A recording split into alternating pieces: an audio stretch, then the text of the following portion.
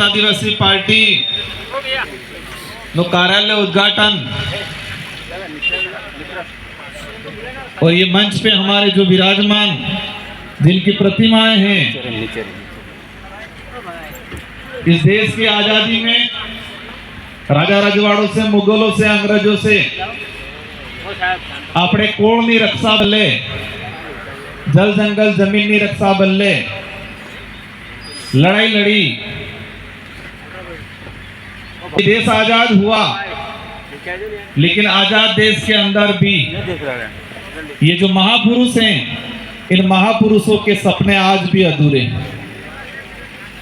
इन महापुरुषों के विचारों को लेके और ये महापुरुषों के जो उद्देश्य थे, जिन उद्देश्यों को लेके वो लड़ते थे, अपनी जान गंवाई, वो उद्देश्य आज भी कई अधूरे हैं। तो भारत आदिवासी पार्टी हमारे इन महापुरुषों के विचारों पे चलने वाली और हमारे महापुरुषों के अधूरे सपने को पूरा करने के लिए भारत आदिवासी पार्टी गुजरात के अंदर आने वाले चुनाव में आप सबकी बदौलत यहाँ पर झंडा गड़ने का काम करेगी। आज सबकी निगाहें गुजरात पे है, पूरे देश की। 2014 में गुजरात से कुछ नेता निकले जो आज देश के बड़ा प्रधान कहें, मोदी जी। तो एक नारा दिया था कि मैं गुजरात मॉडल लागू करूंगा पूरा देश में।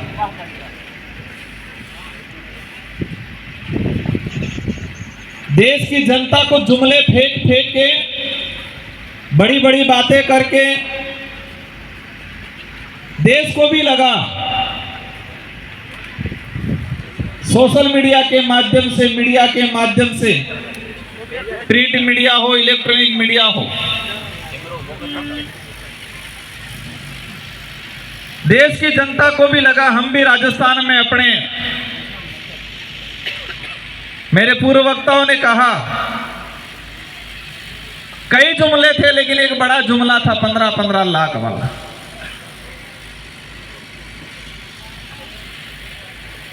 आज पूरे देश के अंदर देश की जनता और विशेषकर आदिवासी समुदाय, दलित, पिछड़ा, शोषित, जो गरीब वर्ग है, आज अपने कई परिवार ऐसे हैं जो 2 वक्त की रोटी के लिए तरसते और कहते हैं कि दुनिया में डंका बजेगा। भारत देश के नागरिक हैं हम, हमें गर्व है हमारे देश पे, क्योंकि इस देश को आजाद कराने में हमारे पुरखों ने जान पसीना, खून पसीना बहाया, अपनी जान गंवाई। लेकिन आज देश को जिस तरह से खोखला किया जा रहा है, देश की स्थिति धरातल पे कुछ और है। इस देश का प्रत्येक वर्ग का, गरीब तबके का आदमी जो लास्ट कोने में, गांवों में, जंगलों में, पहाड़ों में रह रहा है, वो मूलभूत सुविधा थकी परिपूर्ण इन्हें हेक्टी सुविधा मળી जाते देश में डंकोवादी, दुनिया में डंको देश में होने। गुजरात मॉडल की बात होती है। गुजरात के अंदर अहमदाबाद, गांधीनगर बड़े शहर हैं, सूरत बड़ा शहर है, और हमारे दाहोद, अलीराजपुर, छोटा उदयपुर, सतरामपुर, यहाँ के हमारे बेरोजगार भाई, कई डिग्रीधारी भाई गुजरात, अहमदाबाद, गांधीनगर के अंदर मजदूरी करते हैं। हर 1-2 दिन में 2-3 हादसे होते हैं। किसी का हाथ पैर टूटता है, किसी का सर फटता है, वो तो अलग है, लेकिन डेथ भी हर 1-2 दिन में 1-2 डेथ हो रही है। मजदूरी करते हुए गिर गया, परिवार जाता है, परिवार गाड़ी करके वहां जाता है, लेकिन उसको गाड़ी का किराया भी नसीब नहीं होता है। दुनिया भर की योजना चल रही है, चिरंजीवी योजना हो, आयुष्मान कार्ड हो, ये बीमा हो, लेकिन हमारा जो गांव में रहने वाला आदिवासी परिवार जो गुजरात, अहमदाबाद में मजदूरी कर रहा है, उसको किसी भी बीमा में कवर नहीं किया जाता। आज गुजरात के अंदर क्योंकि देश को लगता है कि गुजरात सब थकी विकसित था हम लागे, गुजरात में सब हेम लागे, लेकिन गुजरात के अंदर आज भी गरीब पिछड़ा आदिवासी समुदाय है, उनकी हालत आर्थिक स्थिति कमजोर होती जा रही है। भारत आदिवासी पार्टी सिर्फ राजनीतिक उद्देश्य पूरा करने के लिए नहीं आई है। इस पार्टी की जो विचारधारा है, उस विचारधारा का मूल मंत्र यही है कि गरीब तबके का आदमी, आदिवासी समुदाय, दलित, पिछड़ा, जो इस देश की आजादी कराने में इनके पुरखों ने जान गंवा दी थी, वो आज भी दर दर की ठोकरें खा रहा है। इनकी समस्याओं का समाधान करना, ये देश संविधान से चलता है, मोदी जी की कलम से नहीं। मोदी जी भी कलम चलाएंगे तो संविधान के आधार पे चलाएंगे। मोदी जी भी कलम चलाएंगे तो किस पे चलाएंगे? संविधान के आधार पे। संविधान से बड़ा कोई नहीं। लेकिन कुछ लोग संविधान को बदलने के लिए निकले। इस देश की जनता ने जवाब दिया लोकतांत्रिक तरीके से, और लोकतंत्र का तमाचा जब पड़ता है तो गूंज, अंदरूनी ऐसी गूंज बुझती है कि एहसास होता है, पता नहीं चलता है। इस बार लोकसभा चुनाव में डूंगरपुर बांसवाड़ा की जनता ने भी जोरदार तमाचा मारा था बड़ी राजनीतिक पार्टियों। संसदीय क्षेत्र बांसवाड़ा डूंगरपुर की जनता ने मुझे जिताया। भारत आदिवासी पार्टी के बैनर तले इतना छल कपट करते हैं कि मार नाम थे कि बे राजकुमार कुबा की डर, सेम नाम के दो राजकुमार, सेम सिंबल दिलवाया। 1,20,000 वोट फर्जी राजकुमार ले गए। किसने खड़ा किया? भाजपा वालों ने। भाजपा के बड़े बड़े नेता कहते हैं स्वच्छ छवि की राजनीति करने वाले, सत्य के मार्ग पे चलने वाले, धर्म के मार्ग पे चलने वाले ही कहते हैं।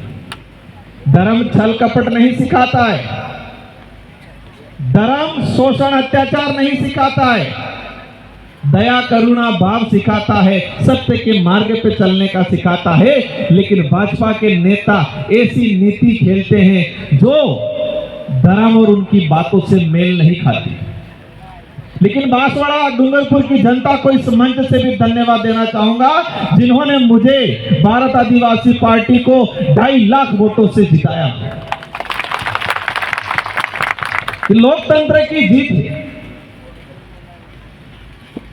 आज आदिवासी समुदाय को सिर्फ वोट बैंक समझा गया, और वोट भी हमारे लोग किस आधार पे देते थे? आज से कि 20 साल पहले वो कहता प्रचार केम था तो माइक थकी था तो कहता कोने के तो फूला माते आवदन, कोने के तो हाथ माते आवदन। और हमारी भोली भाली जनता जाके वोट देती, कोई फूला पे दे देता, कोई हाथ पे दे देता। प्रचार क्या होता? फूला माते ना हाथ माते। लेकिन हाथ वाला आदमी कौन है ये नहीं बताता। आज से 10 साल पहले हमारी भोले वाली जनता को सिर्फ चिन्ह दिखाया जाता था, आदमी नहीं दिखाया जाता था। और आदि के 10% जनता को आदमी का चेहरा या आदमी का नाम पता रहता था, सिंबल ने आधार पर। धीरे धीरे आदमी के बारे में पता चला, आदमी का नाम पता चला, आदमी के बारे में नहीं पता चला। आदमी भारत आदिवासी पार्टी की जरूरत इसलिए पड़ी कि ये जो मंच पे जो जिन महापुरुषों की जो प्रतिमाएं लगाई है, इन प्रतिमाओं का सम्मान कभी भी कांग्रेस बीजेपी दोनों ने नहीं किया। आज बानगढ़ हमारा हत्याकांड हुआ, 1913 के अंदर 1500 आदिवासी मारे गए।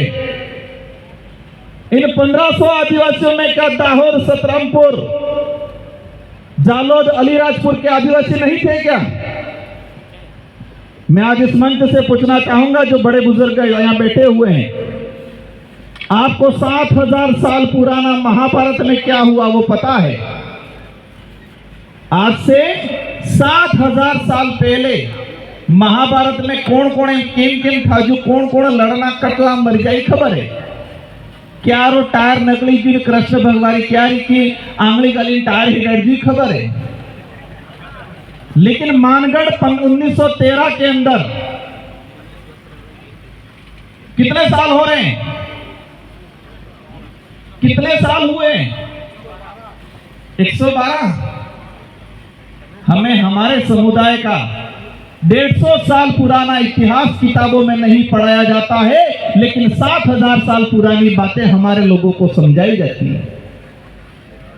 क्या गुजरात के पाठ्यक्रम के अंदर मानगढ़ का इतिहास का वर्णन दिया हुआ है? इस पांडाल में बैठे हुए जो लोग हैं, आप सबके परिवार से कोई न कोई बच्चा या प्रत्येक बच्चा स्कूल में पढ़ने जाता होगा, आपने भी पढ़ाई की होगी। क्या गुजरात के अंदर जो पाठ्यक्रम है, जो पाठ्यक्रम को स्कूल में पढ़ाया जा रहा है, क्या इस पाठ्यक्रम में मानगढ़ का पूरी जीवनी बताई रही है?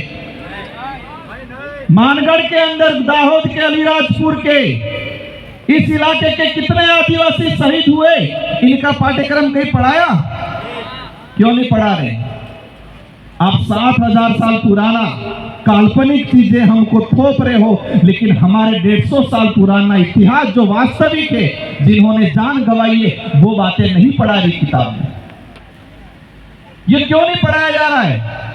वो इसलिए नहीं पढ़ाया जा रहा है कि ये समुदाय सिर्फ तालियां बजाए और वोट दे, अधिकार के लिए नहीं लड़े, इसलिए नहीं पढ़ाया जा रहा है। 5वीं अनुसूची की बात आती है, पैसा एक्ट की बात आती है। गुजरात में पैसा एक्ट, पैसा कानून बनाए 5वीं अनुसूची के अनुरूप ही। हालांकि 5वीं अनुसूची का सारा जो परिभाषा उस अनुरूप नहीं बनाए, लेकिन कुछ % बनाए। क्या गुजरात में 5वीं अनुसूची की बात हुई? शेड्यूल 5 ये कहता है कि जिस जमीन पे आदिवासी समुदाय, शेड्यूल 5 इलाका जो 1 इंच भी जमीन सरकार भी नहीं ले सकती है। कोई व्यक्ति तो ठीक है, सरकार को भी लेना है तो उनकी सहमति लेनी पड़ेगी। लेकिन आज ये कॉरिडोर निकल रहा है, ये आपका स्टैचू बना, आपका ये एयरपोर्ट बन रहा है। हम भी चाहते हैं विकास होना चाहिए, लेकिन जो आदिवासी आजादी से पहले जिस जमीन पे बैठा है, उसको आप क्या कह रहे हो? आज अतिक्रमण करके बैठा है, उसको मुआवजा नहीं दे रहे हैं। और मुआवजा अगर दे भी रहे हैं, जो खातेदारी है, क्या दे रहे हैं? DLC rate. और डीएलसी रेट ग्रामीण इलाके में कितनी है? किसी भाई की 2 बीघा जमीन अगर जा रही है, हाईवे के पास में मुआवजा मिल रहा है 4 लाख 5 लाख। क्या 4-5 लाख में दूसरी जगह 2 बीघा जमीन मिल रही है? भारत आदिवासी पार्टी की डिमांड है कि देश के अंदर किसी भी कोने में किसी भी प्रोजेक्ट के तहत अगर आदिवासी जमीन को अवाप्ति करते हो तो सबसे पहले तुमसे सहमति ली जाए और इसके बाद जमीन के बदले जमीन दी जाए। ये मांग रखती है भारत आदिवासी पार्टी। आज आरक्षण का मामला है, निजीकरण हो रहा है। आरक्षण की कहानी समझने जाएंगे। आरक्षण किसी पार्टी ने नहीं दिया, आरक्षण हमारे पुरखों के त्याग बलिदान की वजह से मिला। ये जयपाल सिंह मुंडा, ये बाबा साहब, अगर ये लोग संविधान निर्माण के वक्त नहीं होते तो हमें ये अधिकार नहीं मिलते, और हमारे पुरखे अंग्रेजों से नहीं लड़े होते तो शेड्यूल 5 भी लागू नहीं होता। हो कहीं हमें आई आज बातें करते हैं। गुजरात के अंदर आरक्षण की जब समझ आई, लोग आरक्षण की बात करने लगी। सुनने में आया है कई विधानसभा सीट से बोगस आदिवासी चुनाव लड़के एमपी मंत्री बन गई। सुना है? आरक्षण की बात आती है, फर्जी सर्टिफिकेट लगा के नौकरी लग गई, और जो वास्तविक मूल मालिक है उनको आज तक हक नहीं मिल रहा है। आरक्षण को अपन समझने लग गए और मोदी जी निजीकरण की ओर चलने लग गए। हुआ कि नहीं हुआ?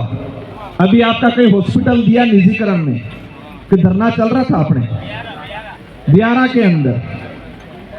निजीकरण के अंदर मैंने खुद ने पार्लियामेंट में कहा है कि देश के अंदर धीरे धीरे जितनी सरकारी नौकरियां नहीं है इतने निजीकरण प्लेसमेंट एजेंसी के तहत कार्मिकों को लगाया जा रहा है। उसके अंदर आरक्षण होना चाहिए। ये बात भारत आदिवासी पार्टी कर रही है। अगर निजीकरण भी कर रहे हो, प्राइवेट कंपनी में के अंदर भी 100 कर्मचारी लग रहे हैं, उसके अंदर भी रिजर्वेशन पॉलिसी बननी चाहिए। ये भारत आदिवासी पार्टी मांग रखती है। क्या ये बात राष्ट्रीय पार्टी वाले बोल रहे हैं? ईद कहीं धर्म निरक्षा कर दिया अपने कहीं स्वर्गम जंगा स्वर्गम पट्टो आलन कहीं धरती माते हैं ये तो पट्टो नहीं आलता है स्वर्गन पट्टो आल बिली भाषा समझ में आएंगे पक्को तो अवश्य बिल प्रदेश बनेगा, चिंता करो नहीं। ये कलाकार जो थे, हमारे जो गायकार थे, तीनों भाइयों को मैं धन्यवाद देना चाहूंगा और हमारी शायद छोटी बहन भी कहीं आई है उनको भी धन्यवाद देना चाहूंगा। ये जब आप गा रहे थे मैं तब महसूस कर रहा था अंग्रेजी शासन काल के दौरान अंग्रेजों को हमारे पुरखों ने गीतों के माध्यम से चेताया, भजनों के माध्यम से, भक्ति के माध्यम से उनको चेताया। अंग्रेजों को समझ में नहीं आया तो अंग्रेज क्या करने लग गए कि ये लोग नाच रहे हैं, विरोध कर रहे हैं। लेकिन हमारी संस्कृति है और इस संस्कृति में गीतन माध्यम से कि दमदमावे केवो गीत सड़े और केवो घुमरो माड़ी ने केवो प्लकई के बाहर पड़े दाड़े माते आदमी हेड़े। तो वही चीज मानगढ़ में भी, क्योंकि किताब में क्या पढ़ाया जा रहा है, मानगढ़ के अंदर गोविंद गुरु महाराज के नेतृत्व में भक्ति आंदोलन हो रहा था। भक्ति आंदोलन हो रहा था तो नरगन काहे जोड़ा बजा रहा था कि अंग्रेजन दिक्कत थोड़ी आती थी। वो बिलराज की मांग कर रहे थे और ये बात अपन सबको मानना पड़ेगा कि गोविंद गुरु महाराज को जब मानगढ़ से गिरफ्तार करके गुजरात में अपने ये कोई सी कोर्ट में पेश किया, अंग्रेजी शासन व्यवस्था में भी कोर्ट चलता था, तो जो सिपाही गोविंद गुरु महाराज को कोर्ट में पेश करने के लिए लेके गए तो उन सिपाही जज ने पूछा क्या जुल्म किया है उसने। उन सिपाहियों ने कहा ये राज विरोधी काम कर रहा है। तो क्या राज विरोधी काम कर रहा है? तो अलग बिलराज की मांग कर रहा है। ये उस समय जजमेंट में लिखा हुआ है। उस गोविंद गुरु महाराज को जब जज के सामने पेश किया तो उस समय सिपाही ने कहा है और जो जजमेंट उस समय जो उस जज ने जो आदेश निकाला था उनको जेल किया कि ये बिलराज की मांग कर रहा है इसलिए इसको जेल भेजा जाए, ये लिखा हुआ है। 1500 आदिवासी मर गए। देश आजाद हुआ। आजाद होने के बाद इन बिलों को 3 राज्यों में बांट दिया। गुजरात में बांट दिया, मध्य प्रदेश में बांट दिया और महाराष्ट्र में बांट दिया, राजस्थान में बांट दिया, 4 राज्यों में बांट दिया। और आज जब बिल प्रदेश की बात करते हैं, ये अपनी मांग नहीं है, राजकुमार अकेले की मांग नहीं है, भारत आदिवासी पार्टी के अकेले की मांग नहीं है, न कांति भाई या न हमारे विधायक अकेले की मांग है। ये तो गोविंद गुरु महाराज का सपना था, ये तो हमारे पुरखों का सपना था। इस सपने को पूरा करना चाह रहे हैं और जो बिल प्रदेश का विरोध करता है समझ लो वो आदिवासी कोण का विरोधी है, समझ लो वो गोविंद गुरु महाराज का विरोधी। मानगढ़ में जाइए कहीं आदिवासियों को वोट चाहिए तो मानगढ़ कार्यक्रम करो पड़े कहीं नेता नेता जैक नहीं जाए, मोदी जी जाए, राहुल जी जाए, जैक नहीं जाए। तो मानगढ़ का इतिहास को आप पाठ्यक्रम में पढ़ाए। हमारे 5वीं 6वीं में पढ़ने वाला बच्चा गुजरात के अंदर जो जा रहा है उसको मानगढ़ का पूरा इतिहास पढ़ाओ पहले, सबसे पहले पाठ्यक्रम में। साथियों समय काफी हो रहा है, हमारे 1-2 वक्ता और भी है, आपको सुनना है।